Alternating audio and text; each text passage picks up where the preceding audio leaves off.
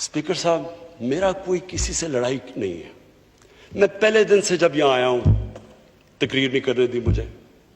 जब मैं बात करता हूं शोर मचता है, गलत बातें करती है। मेरी किसी से कोई लड़ाई है? मुझे इन सबको जो भी ये समझता है कि ये मैं किसी से लड़ाई की वजह से या कोई मैं अपने दुश्मनियां किसी से हैं, मेरी कोई किसी से दुश्मनी नहीं है। मैं आज आपके सामने कह रहा हूं कि अगर पाकिस्तान के अंदर, हमारे मुल्क में अगर सही माने में अकाउंटेबिलिटी प्रोसेस ना चला, हम किसी सूरत इतना पैसा नहीं इकट्ठा कर सकते अपने बच्चों को तालीम देने के लिए, सेहत उनके इलाज करने के लिए, अस्पताल ठीक करने के लिए। हम आगे बढ़ ही नहीं सकते।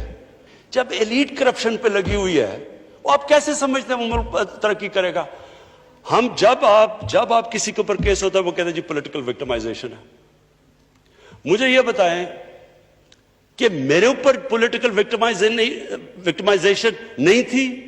जब इन्होंने मेरे ऊपर 2002 का फ्लैट डिक्लेयर हुआ, मुझे इन्होंने सुप्रीम कोर्ट में 6 केसेस कर दिए। मेरे इलेक्शन कमीशन के अंदर मुझे सुप्रीम कोर्ट में 2 केसेस किए।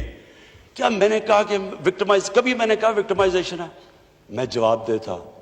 मैं जब वो फ्लैट लिया था, मैं सारी दुनिया जानती है मैं इंटरनेशनल क्रिकेटर था, मैं तो जवाब दे ही नहीं था। मेरे पास तो कोई पब्लिक ऑफिस नहीं था। उसके बावजूद 10 महीने में स्पीकर साहब, जो मेरे से सुप्रीम कोर्ट ने जवाब मांगे मैंने दिए। 40 साल पुराने कॉन्ट्रैक्ट दिए, मॉर्गेजेस दिखाए, किधर से पैसा आया, मॉर्गेज में कितना गया, कब वो मॉर्गेज दिया, फ्लैट कब बिका, बीवी से जो पैसे लिए हुए थे यहां जमीन लेने के लिए।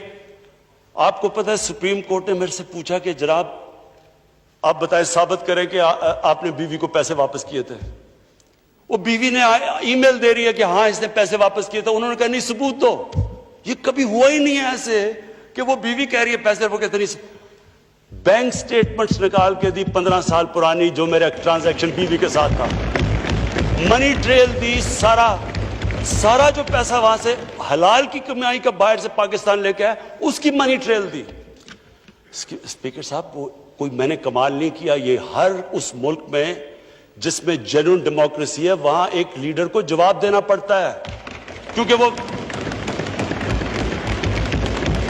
अमानतदार होता है, वो पब्लिक के पैसे का अमानतदार होता है। ये कोई विक्टिमाइजेशन नहीं है।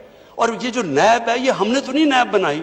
एक आदमी हमने भर्ती नहीं करवाया। नैब तो पुरानी है, 90% केसेस भी पुराने हैं, लेकिन गालियां हर रोज मुझे पड़ती हैं कि जनाब देखें इमरान खान ने ये कर दिया, वो कर दिया। देखें स्पीकर साहब, मैं चाहता हूं कि हमारी पार्लियामेंट चले। मैं चाहता हूं कि डिबेट हो सही, क्योंकि डिबेट के बगैर आइडियाज तराशे नहीं जाते। डिबेट सबसे इंपॉर्टेंट चीज डेमोक्रेसी की अकाउंटेबिलिटी और मेरिट के बाद तीसरी चीज है, वो डिबेट होती है। यहां डिबेट ही नहीं हो सकती। जब बात करो वो शुरू हो जाते हैं कि जी वो नैब न्याजी नेक्सस या कभी कुछ शुरू हो जाते हैं। यानी इस तरह तो देखे ना स्पीकर साहब, मैंने तो नहीं नैब बनाई।